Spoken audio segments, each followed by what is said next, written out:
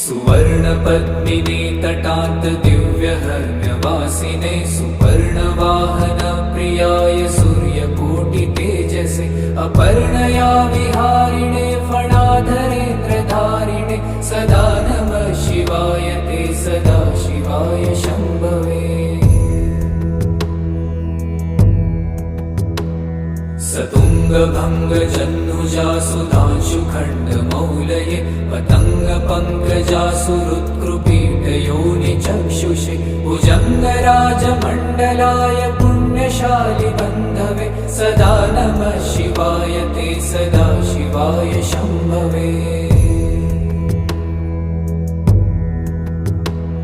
चतुर्मुखाननारविन्दवेदगीतभूतये चतुर्भुजानुजा शरीरशोभमानमूर्तये चतुर्विधार्थदा